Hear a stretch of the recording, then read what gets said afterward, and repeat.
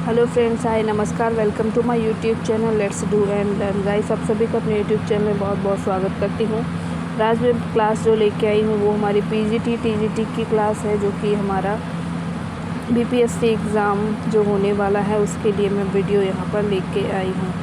तो आप सभी के लिए बहुत ही इम्पॉर्टेंट होने वाली है, जो पीजीटी और टीजीटी बायोलॉजी सब्जेक्ट से एग्ज़ाम देने जा रहे हैं। आइए चलते हैं क्वेश्चन नंबर 1 पर। क्वेश्चन नंबर 1 कहता है कि अर्धसूत्री विभाजन की प्रोफेज में 5 उप अवस्थाएँ होती हैं, तो कौन कौन सी होती हैं यहाँ पर दी गई हैं, सभी दी गई हैं और इनको आपको लाइन से क्रमबद्ध लगाना है, यानी सही क्रम बताना है।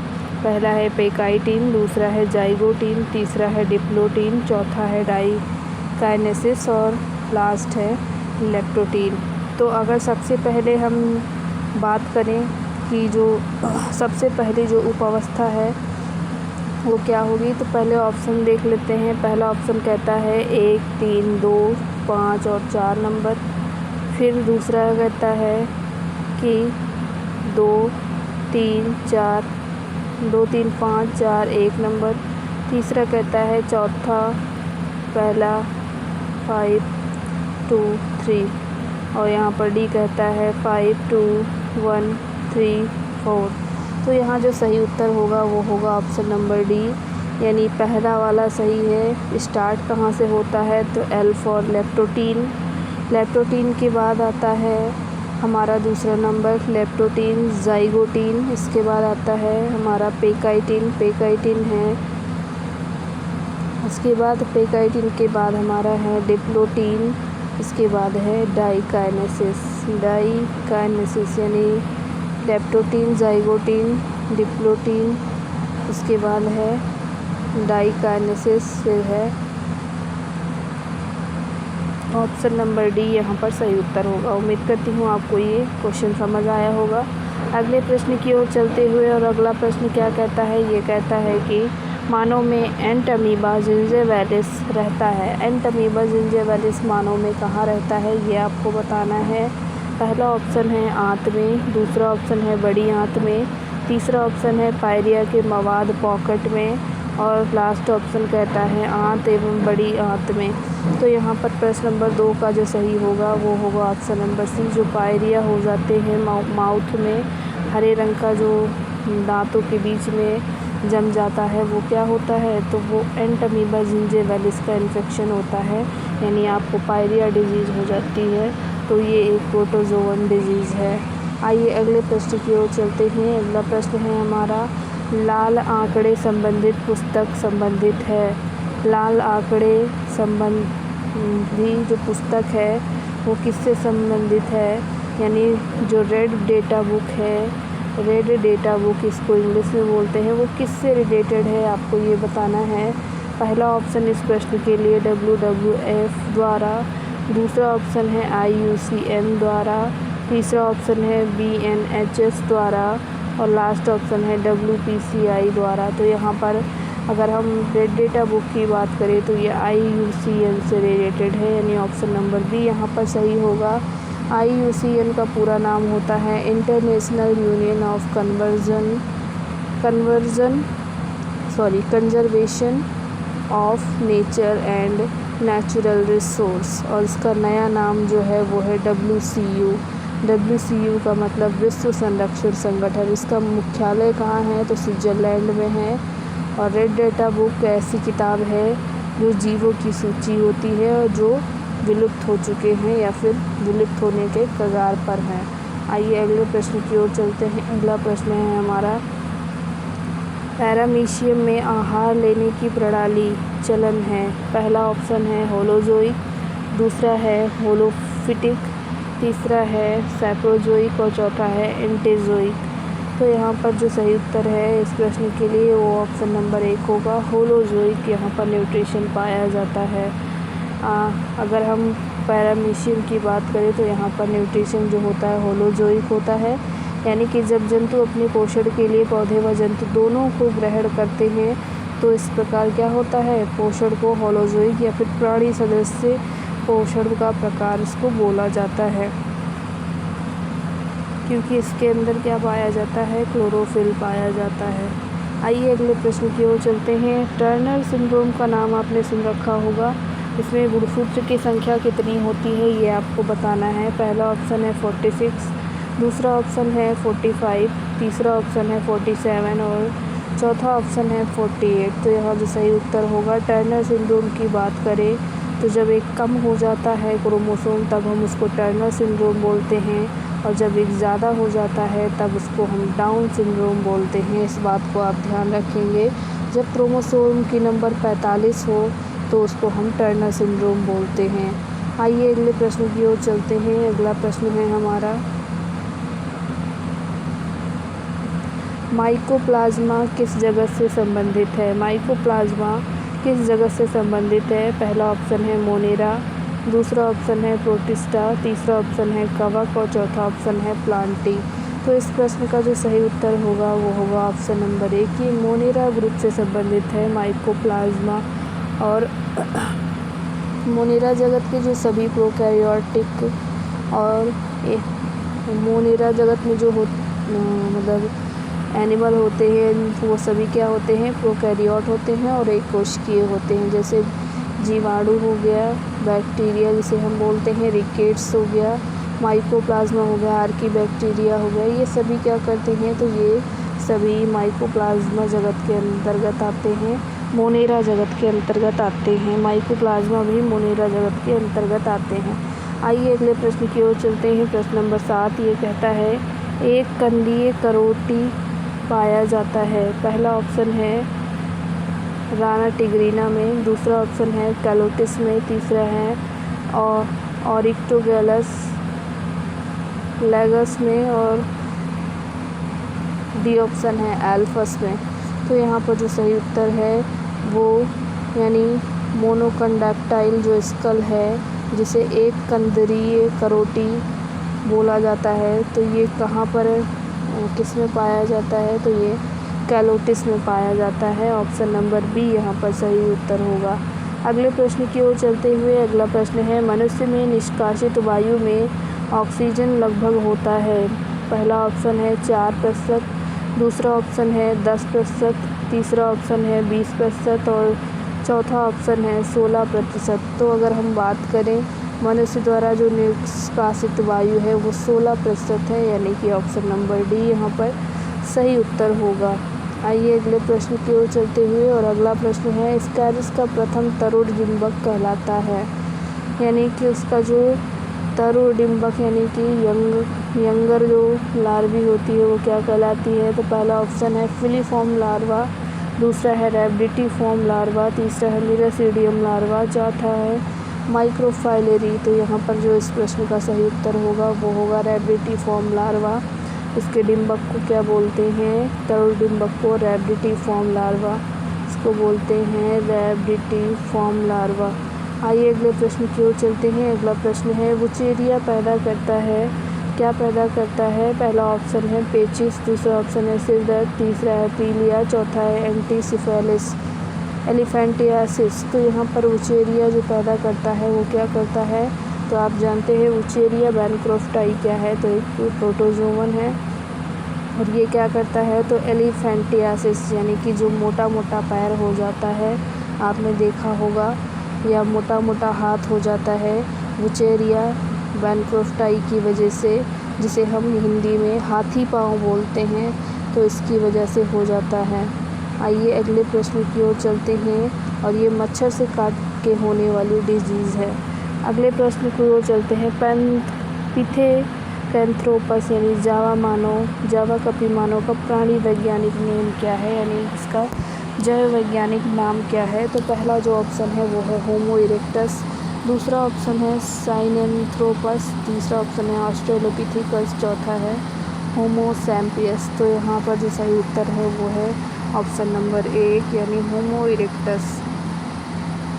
अगले प्रश्न की ओर चलते हुए और अगला प्रश्न कहता है, मेढक के कपाल तंत्रिकाओं की संख्या होती है। मेढक के कपाल तंत्रिकाओं की संख्या होती है, पहला ऑप्शन है 10, दूसरा ऑप्शन है 12, तीसरा ऑप्शन है 14 जोड़ी और डी ऑप्शन है 10 जोड़ी। तो यहाँ पर मेढक के जो कपाल कोशिकाओं की बात करें तो यहाँ पर 10 जोड़ी होती हैं।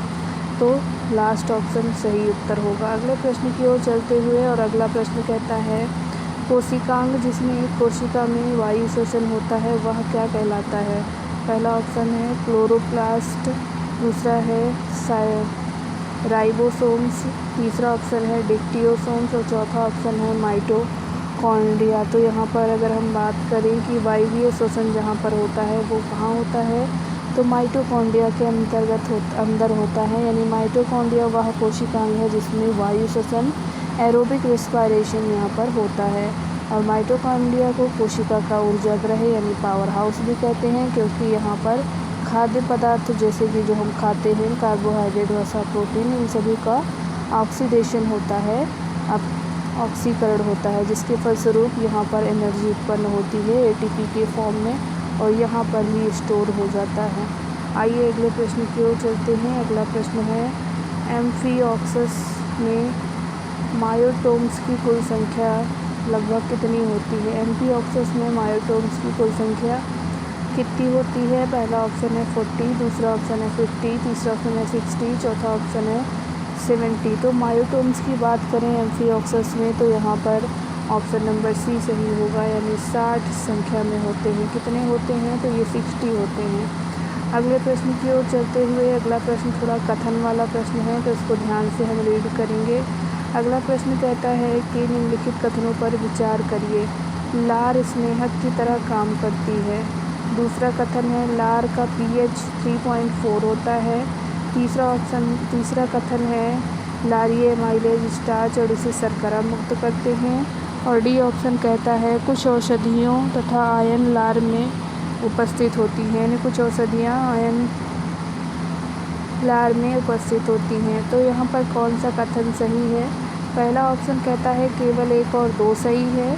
दूसरा ऑप्शन कहता है 2 और 3 सही है। तीसरा ऑप्शन कहता है केवल 3 और 4 सही है। और डी ऑप्शन कहता है 1 और 4 यहाँ पर सही है। तो यहाँ पर जो सही उत्तर है वो इस प्रश्न के लिए वो है ऑप्शन नंबर डी, यानी कि पहला और चौथा यहाँ पर 2 ऑप्शन सही है। ऑप्शन नंबर डी यहाँ पर सही उत्तर होगा।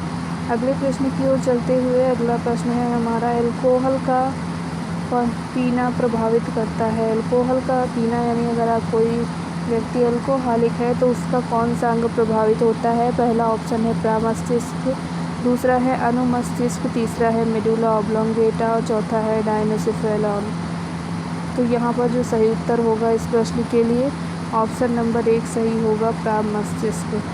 आइए अगले प्रश्न की ओर चलते हैं। अगला प्रश्न है हमारा कथन वाला प्रश्न है, ध्यान से पढ़ेंगे इसको। थोड़ा सा बड़ा क्वेश्चन है और इसीलिए मैं इसको जूम इन कर देती हूँ, जूम आउट कर देती हूँ, जिससे कि आप इस क्वेश्चन को अच्छे से पढ़ सकें। क्वेश्चन क्या कह रहा है कि निम्न कथन पर विचार करें। पहला जो कथन है सभी मीन अंडे देती हैं, सभी पक्षी उड़ते हैं या फिर सभी छिपकलियाँ विषैली होती हैं। चौथा कहता है सभी कोई भी स्तनी विषैला नहीं होता, वाइपर का विष तंत्रिका विषी होता है। उपरोक्त में से कौन सा सही है। केवल 1 या 2 सही है, केवल 2 सही है या केवल 2, 3, 4 सही है या केवल 2 और 5 सही है।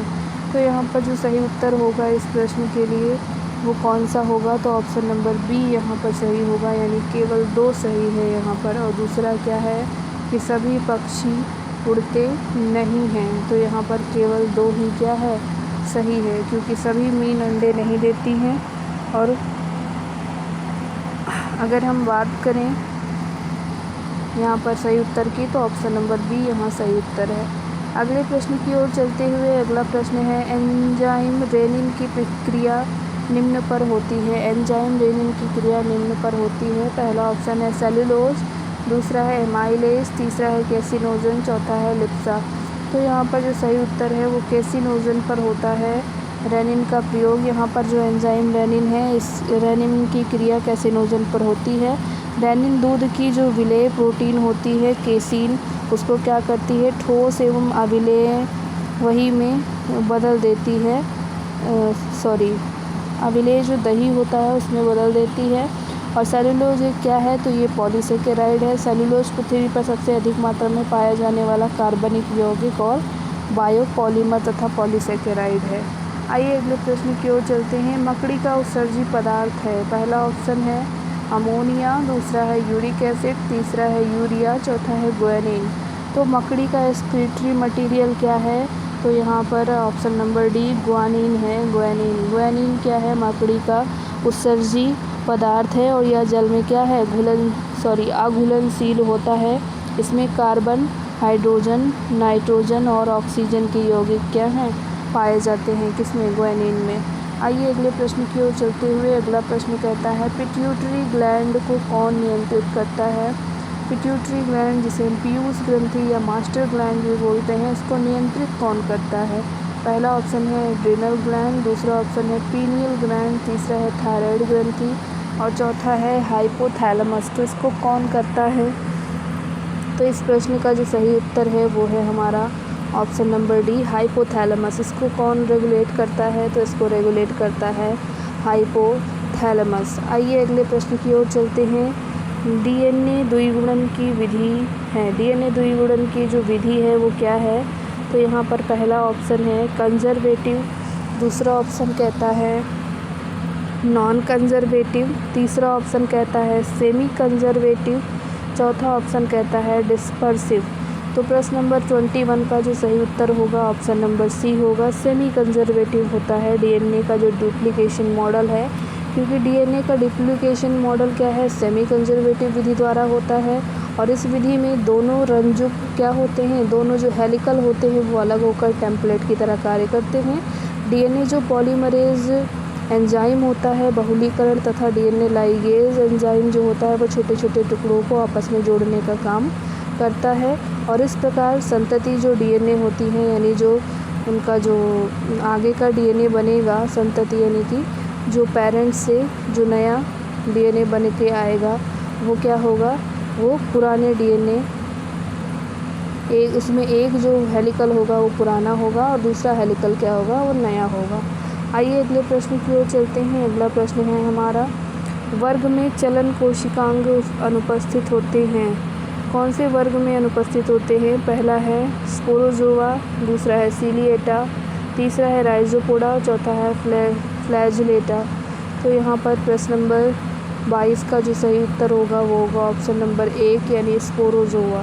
स्पोरोजोआ में क्या होता है? वर्ग चलन यहाँ पर कोशिकांग जो है वो और इसके साथ साथ संकुचनशील रिक्तिका जो होती है वो एब्सेंट होती है। और अगले प्रश्न की ओर चलते हुए अगला प्रश्न है बाल्बियानी रिंग पाई जाती है। बाल्बियन रिंग किसमें पाई जाती है? तो पहला ऑप्शन है पॉलीटीन गुणसूत्रों में, दूसरा है लैंप ब्रश गुणसूत्रों में, तीसरा है पॉलीसोम्स गुणसूत्रों में और चौथा है हेटेरोसोम गुणसूत्र में।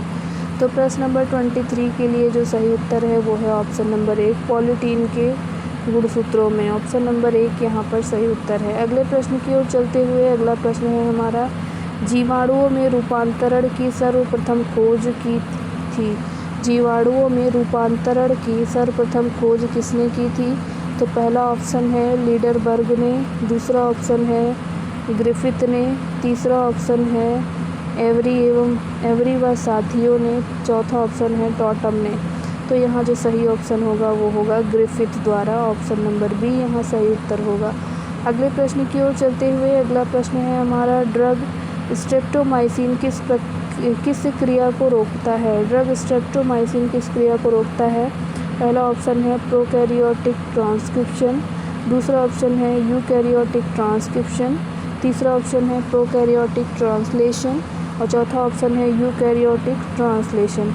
तो यहाँ पर इस प्रश्न का जो सही उत्तर होगा वो होगा हमारा जो ड्रग स्ट्रेप्टोमाइसिन है वो किस क्रिया को रोकता है? तो ये रोकता है प्रोकैरियोटिक ट्रांसक्रिप्शन को, यानी जो ट्रांसक्रिप्शन होने वाला है प्रोकैरियोट्स को उसको ये क्या करते हैं? रोकते हैं, उसको रोकने का काम करते हैं। आइए अगले प्रश्न की ओर चलते हुए अगला प्रश्न है हमारा प्रश्न नंबर 26। ये कहता है पाइरुविक अम्ल सिट्रिक अम्ल चक्र में ऑक्सैलो एसिटिक एसिड के संयोग से पहले परिवर्तित हो जाता है। पहला ऑप्शन है लैक्टिक अम्ल में, दूसरा है एसिटोएसिटिक अम्ल में, तीसरा ऑप्शन है सिस एकोटिनिक अम्ल में और चौथा ऑप्शन है एसिटिल को एमीन में। तो यहाँ किस में कन्वर्ट होगा? इस प्रश्न का जो सही उत्तर होगा वो होगा हमारा ऑप्शन नंबर डी एसिटिल कोएमीन में ये चेंज होता है। आइए अगले प्रश्न की ओर चलते हुए, टीनिया अपना भोजन ग्रहण करता है केवल मुख द्वारा, चूषक द्वारा, देह भित्ति द्वारा, चूषक तथा मुख दोनों द्वारा। तो यहाँ पर इस प्रश्न 27 का जो सही उत्तर होगा वो होगा option number C, that is देह भित्ति। यानी टीनिया अपना भोजन केवल देह भित्ति द्वारा ग्रहण करता है। फीताकृमि में मुख, गुदा और पाचन तंत्र एब्सेंट होता है, इसलिए ये किससे अपना जो है वो करते हैं, तो ये भोजन अपना देह भित्ति के द्वारा, बॉडी वॉल के द्वारा यहाँ पर ये एब्जॉर्ब करते हैं।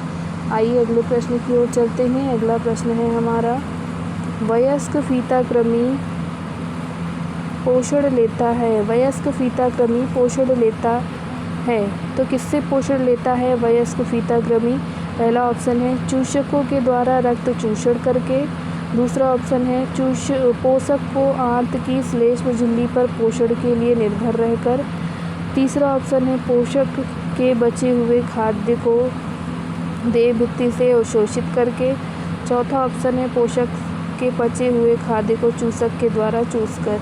तो यहाँ प्रश्न नंबर 28 का जो सही उत्तर है वो है पोषक के बचे हुए खाद्य को देह भित्ति से अवशोषित कर लेता है और क्या करते हैं, तो न्यूट्रिशन इससे प्राप्त करते हैं। फीताकृमि में आहार नाल, पाचन तंत्र सभी अनुपस्थित होते हैं, अभी मैंने आपको बताया था, और यह अपने परपोषी की क्षुद्रांत में स्थित यानी पचा हुआ भोजन वहाँ से अवशोषित करके पोषण को प्राप्त करते हैं। आइए अगले प्रश्न की ओर चलते हैं। हिरुडिनेरिया ग्रेनुलोसा में एक अस्थायी क्लाइटेलम का कौन से भाग द्वारा निर्माण होता है?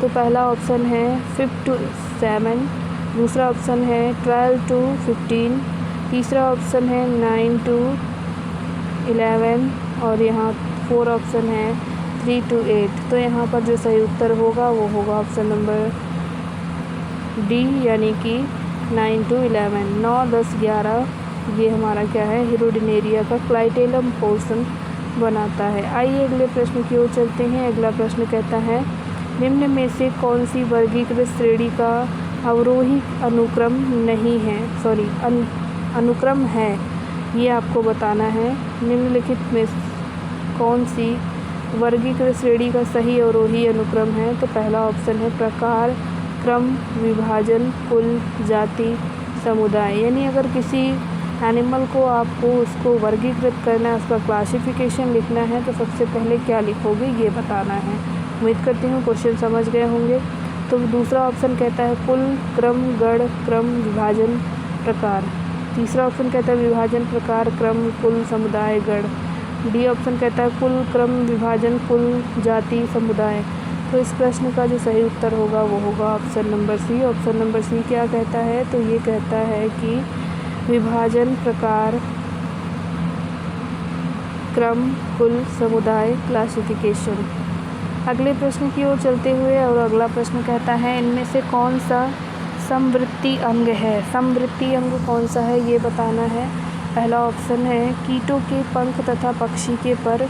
दूसरा ऑप्शन है घोड़ों के अग्रपाद तथा मानव के हाथ।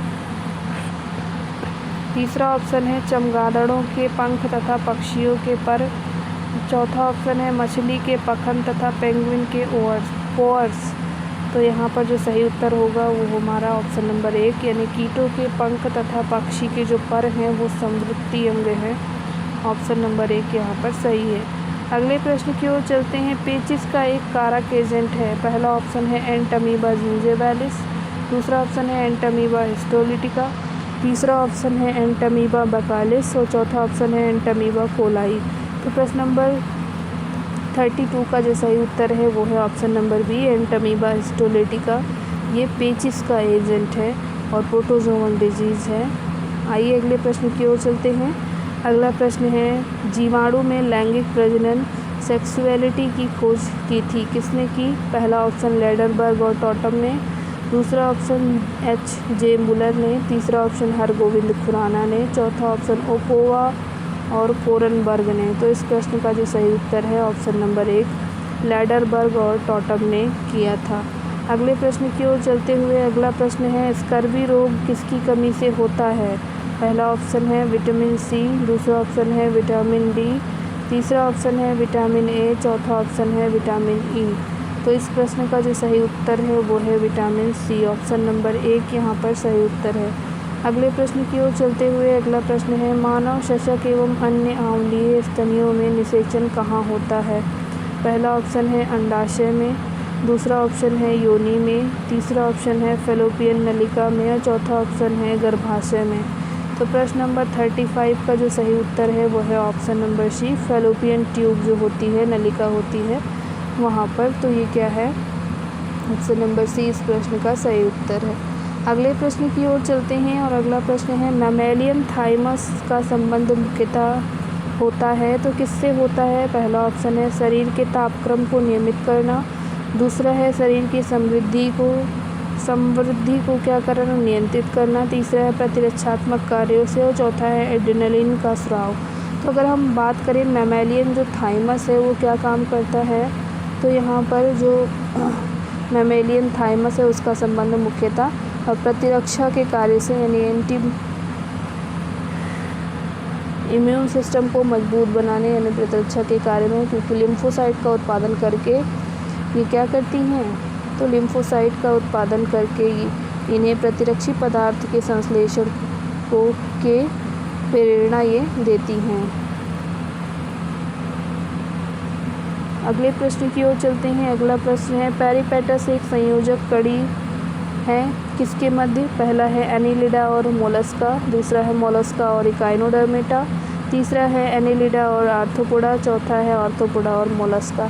तो इस प्रश्न का जो सही उत्तर है वो है हमारा ऑप्शन नंबर सी, एनिलिडा और आर्थ्रोपोडा इन दोनों के बीच की जो संयोजक कड़ी है, कनेक्टिंग लिंक है, वो क्या है? तो पेरिपेटस है। आइए अगले क्वेश्चन की ओर चलते हुए अगला क्वेश्चन कहता है खाद्य श्रृंखला से ऊर्जा प्रवाह सदैव होता है।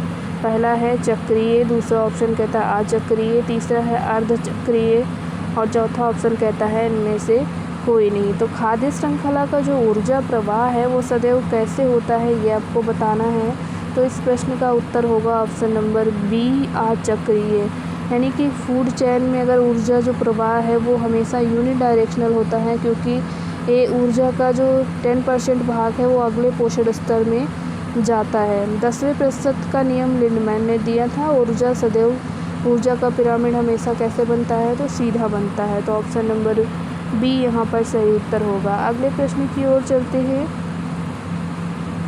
अगला प्रश्न है हमारा निम्नलिखित किस वर्ग में सांप आते हैं? पहला ऑप्शन एम्फीबिया, दूसरा सरीसृप, तीसरा एनेलिडा और डी ऑप्शन है कॉन्डोप्सीज। तो यहाँ पर जो सही उत्तर होगा वो होगा सरीसृप। सरीसृप आप जानते हैं रेप्टिलिया वर्ग है, क्लास हमारा जो है वो क्या है? रेप्टिलिया।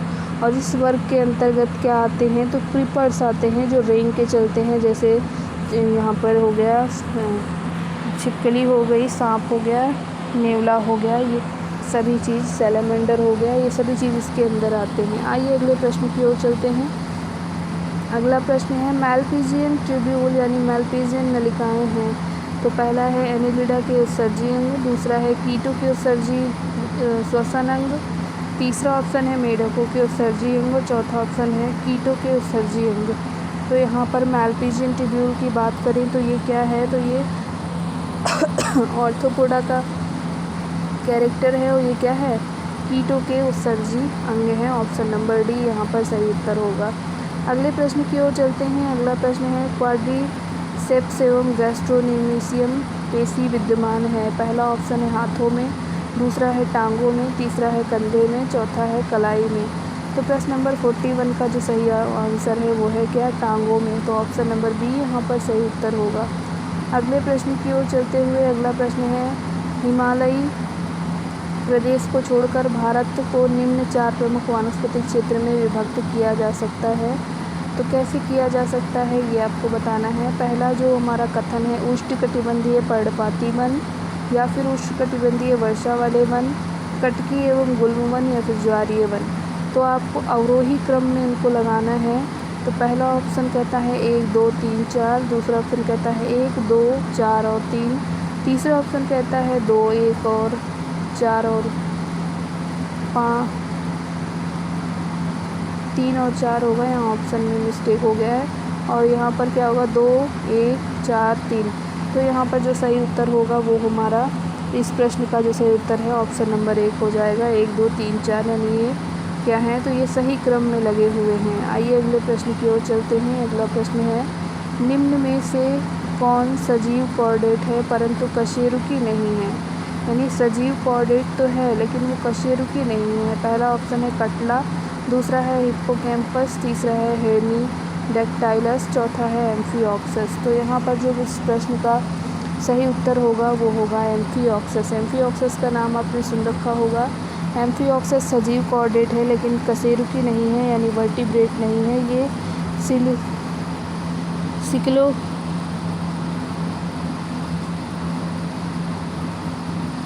ये किसका है एम्फिओक्सस, तो ये सिफेलोकॉर्डेटा यानी सिफेलोकॉर्डेट्स है ये। आइए अगले प्रश्न की ओर चलते हैं। अगला प्रश्न है, बच्चे के दुग्धपान के समय स्तन में दुग्ध का निष्कासन करने वाले हार्मोन का नाम क्या है। तो पहला ऑप्शन है प्रोलैक्टिन, दूसरा है एस्ट्रोजन, तीसरा है प्रोजेस्टेरॉन, चौथा है ऑक्सीटोसिन। तो प्रश्न नंबर 4 का जो सही उत्तर होगा वो होगा ऑक्सीटोसिन। ऑप्शन नंबर डी यहाँ पर सही उत्तर होगा। अगले प्रश्न की ओर चलते हुए, और अगला प्रश्न कहता है कि पाइला में पाए जाने वाले शुक्राणु होते हैं। पाइला में जो शुक्राणु पाए जाते हैं वो होते हैं, पहला है केवल यूपाइरिन प्रकार के, दूसरा है ओलिगोपाइरिन प्रकार के, तीसरा है यूपाइरिन और ओलिगो दोनों, और लास्ट है इनमें से कोई नहीं। तो यहाँ जो इस प्रश्न का सही उत्तर है वो है दोनों प्रकार के पाए जाएंगे। अगले प्रश्न की ओर चलते हुए, मेढक में बैगजी का कायांतरण रोकता है, उसका डिंबक जीवन लंबित करता है। तो पहला ऑप्शन यहाँ पर है T4, दूसरा ऑप्शन है प्रति अवटु औषधियाँ, और तीसरा है TSH, और चौथा है T3। तो यहाँ पर इस प्रश्न का जो सही उत्तर होगा वो हो जाएगा प्रति अवटु औषधियाँ। यहाँ पर ऑप्शन नंबर बी सही उत्तर होगा इस प्रश्न के लिए। आइए अगले प्रश्न की ओर चलते हैं। अगला प्रश्न है हमारा, निम्नलिखित में से कौन सा प्रोटोजोआ अंतःपरजीवी का उदाहरण नहीं है। निम्नलिखित में से कौन सा प्रोटोजोआ अंतःपरजीवी का उदाहरण नहीं है। पहला है ट्राइकोमोनास टेनेक्स, दूसरा है प्लाज्मोडियम वाइवेक्स, तीसरा है लीचमैनिया डोनोवोनाई, और चौथा है हाइड्रिम्बा हाइड्रोक्सोना। तो यहाँ पर प्रश्न नंबर 47 का जो सही उत्तर है वो है हाइड्रामीबा हाइड्रोक्सिना। ऑप्शन नंबर डी यहाँ पर सही उत्तर होगा। थोड़ा सा नाम डिफ़िकल्ट है, ध्यान से आप पढ़ेंगे।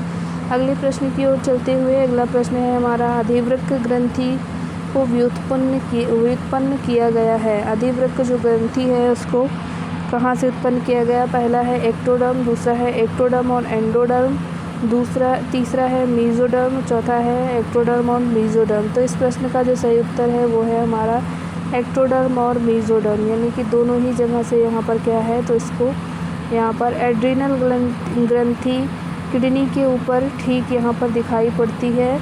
और इस ग्रंथि की खोज 1563 में यूस्टियस ने की थी, और ये ग्रंथि 2 भागों से मिलकर बनी होती है। बाहरी एड्रिनल कॉर्टेक्स जिसका उद्भव मीजोडर्म से होता है, और इंटरनल की बात करें तो एड्रिनल मेडुला जिसका उद्गम होता है एक्टोडर्म से। उम्मीद करती हूँ आपको समझ में आ गया। अधिवृक्क ग्रंथि को एड्रिनल ग्लैंड बोलते हैं इंग्लिश में। अगले प्रश्न की ओर चलते हुए, अगला प्रश्न है हमारा, किस प्रकार की ग्रंथि हार्मोन का स्राव सीधे रक्त प्रवाह में करती है, ना कि शरीर के बहिर्भाग को ले जाने वाली नलिकाओं के द्वारा। तो पहला ऑप्शन है अंतःस्रावी ग्रंथियाँ, दूसरा है बाह्यस्रावी ग्रंथियाँ, तीसरा है सीरमी ग्रंथि, चौथा है लक्ष्य ग्रंथि। तो यहाँ पर जो सही उत्तर होगा वो होगा इस प्रश्न के लिए ऑप्शन नंबर 1। जो अंतःस्रावी ग्रंथि होती हैं वो हमारी क्या होती हैं, सीधे ही जो उनका मटेरियल होता है ब्लड में प्रवाह किया जाता है। अगले प्रश्न की ओर चलते हुए, अगला प्रश्न है, केचुआ किसके प्रति सकारात्मक प्रतिक्रिया दिखाता है। पहला ऑप्शन है प्रकाश, दूसरा है गुरुत्व, तीसरा रसायन, चौथा इनमें से कोई नहीं। तो इस प्रश्न का जो सही उत्तर होगा ऑप्शन नंबर सी होगा रसायन, क्योंकि केचुए में जो सुविकसित संवेदी जो अंग होते हैं या ग्राहक अंग होते हैं जिनको रिसेप्टर ऑर्गन बोलते हैं वो पाए जाते हैं, और ये केमिकल के प्रति क्या है, पॉजिटिव होते हैं, अनुक्रिया देते हैं। आइए अगले प्रश्न की ओर चलते हैं। अगला प्रश्न है HIV से लिया गया प्रश्न। HIV वायरस होती है, ए कहता है रेट्रोवायरस, बी कहता है RNA वायरस, सी कहता है DNA वायरस और डी कहता है HTLV3। तो पहला ऑप्शन है A B C तीनों। दूसरा ऑप्शन है, इसको क्रम से लगाना है, A C और D, और तीसरा यहाँ पर ऑप्शन है A B और D, चौथा ऑप्शन है B C और D। तो यहाँ पर प्रश्न नंबर 51 के लिए जो सही उत्तर होगा वो होगा हमारा option number C, A B और D यहाँ पर सही उत्तर है। आइए अगले प्रश्न की ओर चलते हुए। अगला प्रश्न है, निम्नलिखित में से किसमें ऑक्सीजन नहीं निकलती है। निम्नलिखित में से किसमें ऑक्सीजन नहीं निकलती है, आपको ये बताना है। पहला ऑप्शन है हरे शैवालों में, दूसरा ऑप्शन है नील हरित शैवालों में, तीसरा ऑप्शन है स्वप्रेषी पादपों में, चौथा है प्रकाश संश्लेषी जीवाणु में। तो यहाँ पर इस प्रश्न का जो सही उत्तर होगा वो होगा प्रकाश संश्लेषी जीवाणु में, ऑप्शन नंबर डी यहाँ पर सही उत्तर होगा। आइए अगले प्रश्न की ओर चलते हुए, और अगला प्रश्न कहता है, बैक्टीरियोफाज में एक एंजाइम पाया जाता है जो कहलाता है, क्या कहलाता है। पहला ऑप्शन है हाइड्रोजिनेज, दूसरा ऑप्शन है प्रोटीएज, तीसरा है यूरिएज, चौथा है लाइसोजाइम। तो प्रश्न नंबर 53 के लिए जो सही उत्तर होगा वो होगा लाइसोजाइम, ऑप्शन नंबर डी यहाँ पर सही उत्तर है। अगले प्रश्न की ओर चलते हुए, यदि RQ का मान 0.7 है तो श्वसन आधारी पदार्थ होगा। पहला है कार्बोहाइड्रेट, दूसरा है वसा, तीसरा है कार्बनिक अम्ल, चौथा है इनमें से कोई नहीं। तो प्रश्न नंबर 54 का जो सही उत्तर होगा ऑप्शन नंबर डी यहाँ पर सही होगा, इनमें से कोई नहीं, ऑप्शन नंबर डी यहाँ पर सही है, इनमें से कोई नहीं। अगले प्रश्न की ओर चलते हैं। अगला प्रश्न है, लेगुमिनेसी कुल पौधों की जड़ की गांठ में पाए जाने वाले नाइट्रोजन स्थिरीकरण करने वाले जीवाणु कहलाते हैं। पहला ऑप्शन है एज़ोटोबैक्टर, दूसरा है नाइट्रोबैक्टर, तीसरा है लैक्टोबैसिलस और चौथा है राइजोबियम। तो इस प्रश्न का जो सही उत्तर है वो है option number D, rhizobium. Rhizobium इसलिए सही होगा क्योंकि जो लेगुमिनेसी कुल के पौधे होते हैं उनकी जड़ों में क्या होता है, तो राइजोबियम नामक सहजीवी यानी सिम्बायोंट पाया जाता है। और यह बेसिकली होता क्या है, तो राइजोबियम एक जीवाणु है, बैक्टीरिया है, और ये वायुमंडलीय जो नाइट्रोजन होता है उसका स्थिरीकरण करता है जो पौधों को प्राप्त होता है। इस क्रिया में नाइट्रोजिनेज एंजाइम की मुख्य भूमिका यहाँ पर होती है। आइए अगले प्रश्न की ओर चलते हैं। अगला प्रश्न है हमारा, टोबैको मोज़ेक वायरस जिसे TMV बोलते हैं का क्षणित लक्षण किसने दिखाया था। पहला ऑप्शन है इवानोव्स्की, दूसरा है बेंजरिक, तीसरा स्टैनले, चौथा है विनोग्रेडस्की। तो प्रश्न नंबर 56 का जो सही उत्तर होगा ऑप्शन नंबर 1 सही होगा, ऑप्शन नंबर 1 सही होगा, इवानोव्स्की यहाँ पर ऑप्शन नंबर 1 सही है। विषाणु DNA और RNA युक्त जो अंतरा कोशिकीय पूर्ण परजीवी होते हैं। अगर हम बात करें, अमेरिका वैज्ञानिक W स्टैनले ने तंबाकू के मोज़ेक जो विषाणु है इसका क्रिस्टलीकरण किया और नोबेल प्राइज़ इनको इसके लिए मिला था। सर्वप्रथम इवानोव्स्की ने बताया था, इसलिए यहाँ पर इनको इवानोव्स्की को यहाँ पर सही उत्तर माना गया। आइए अगले प्रश्न की ओर चलते हैं। अगला प्रश्न है हमारा, ये कहता है कि निम्नलिखित में से कौन सा तत्व क्लोरोफिल के पाइरोल रिंग में पाया जाता है। पहला ऑप्शन है पोटेशियम, दूसरा ऑप्शन है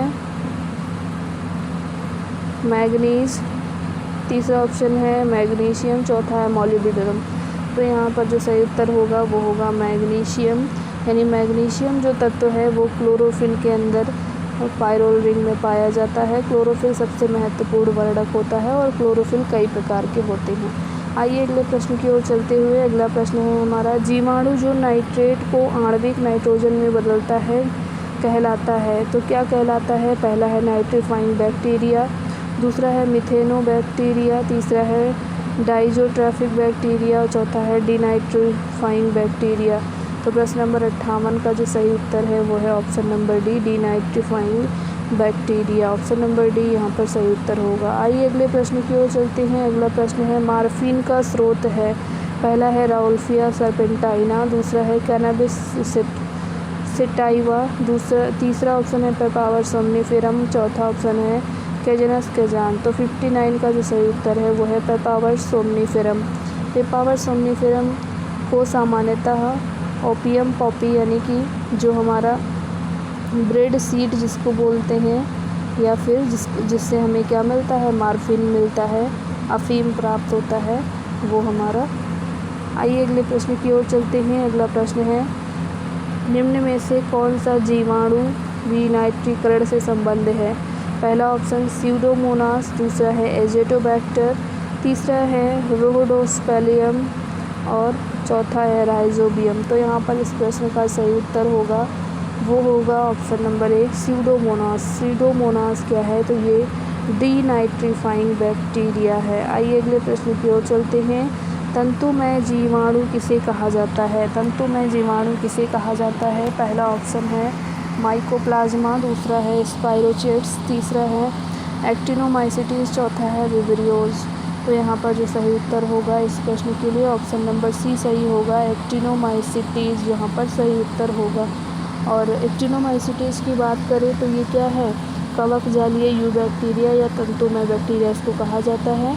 और ये बैक्टीरिया आकारिकी के रूप में कवकों के अनुरूप व माप व बीजाणु जीवाणु कोशिका के समरूप होते हैं।